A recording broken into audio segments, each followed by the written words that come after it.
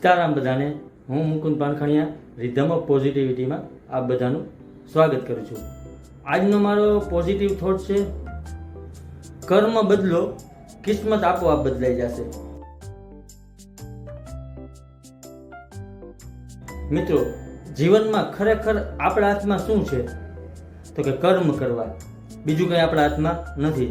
અને આપણી શ્રીમદ ભગવદ્ ગીતાજીમાં પણ કીધેલું છે કે કર્મ કરતા રહો, ફળની ચિંતા ના કરો, ફળ મળશે. આજે નહીં તો કાલે પણ ફળ મળશે. અને આપણે જીવનમાં ભૂલ કરશું ને તો હે ને ભગવાન માફ કરી દેશે, પણ કર્મ જ જો આપણા ખરાબ હશે ને તો આપણે પોતે જ ભોગવવા પડશે. એમાં ભગવાન કાંઈ નથી કરી શકતા. એટલે હંમેશા હે ને કર્મ સારા કરો, કોઈને થાય એટલી મદદ કરતા રહ્યો, કોઈનું ભલું ઈચ્છો, કોઈને હિંમત આપતા રહ્યો, આવું બધું કામ કરતા રહ્યો. તમારી કિસ્મત છે ને આપોઆપ ચેન્જ થતી રહેશે.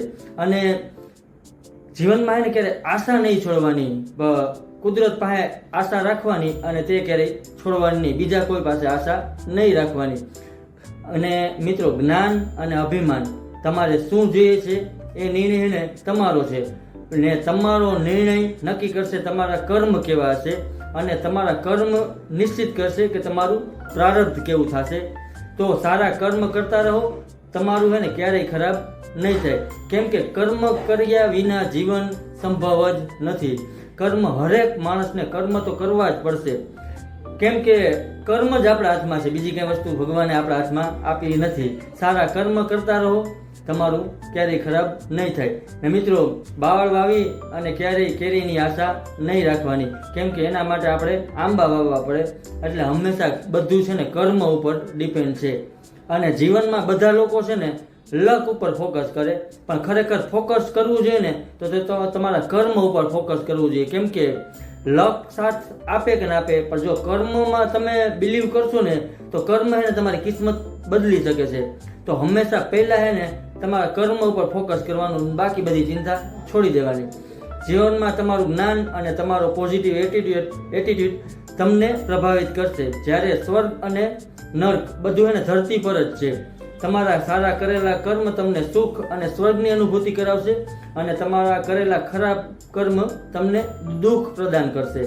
તો સંતો મહાત્માએ કીધેલું છે કે કર્મ સારા કરવા, તમારા વિચાર ઉપર નિયંત્રણ રાખવું, તમારે હંમેશા પોઝિટિવ રહેવાનું. આ બધું કરશો ને તો તમને જીવન જીવવાની ખરેખર એને બહુ મજા આવશે, અને તમને સુખની અનુભૂતિ અંદરથી થતી રહે. જો તમે સારા કર્મ કરતા રહેશો ને તો તમારે બીજે ક્યાંય જવાની જરૂર નથી. હરેક વસ્તુ છે ને કર્મ ઉપર ડિપેન્ડ છે. તમારા કર્મ બદલાશે ને તો તમારી કિસ્મત છે ને ઓટોમેટિક બદલાઈ જશે. આ હકીકત છે. અને મિત્રો લાસ્ટમાં હું એટલું કહું છું કે કર્મ જ જીવન છે, અને માણસનું સૌથી મોટું કર્તવ્ય તે જ છે. તો સારા કર્મ કરતા રહો, જિંદગી તમને સારા રસ્તા બતાવતી રહેશે. આ વાતમાં કોઈ મિનમેક નથી. સારા કર્મ જ તમારા હાથમાં છે. જેવા કર્મ કરશો ને એ તમારે પોતે જ ભોગવવાના છે. તો તમે નક્કી કરી લ્યો કે તમારે કર્મ કેવા કરવા છે, પછી તમારી જિંદગીમાં આગળ શું થશે ને એના ઉપર ડિપેન્ડ છે. તો બસ સારા કર્મ કરો, પોતે ખુશ રહ્યો, બીજાને ખુશ રાખો, એકબીજાને મદદ કરતા રહ્યો, કોઈનું ભલું ઈચ્છો, કોઈને હિંમત આપતા રહ્યો. બસ આ બધું કાર્ય કરતા રહ્યો, ક્યારેય જીવનમાં તમે દુઃખી નહીં થાવ. Thank you all of you મને જોવા અને સાંભળવા બદલ.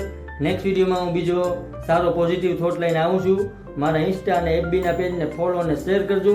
મારી યુટ્યુબ ચેનલને લાઇક, શેર અને સબસ્ક્રાઈબ કરજો.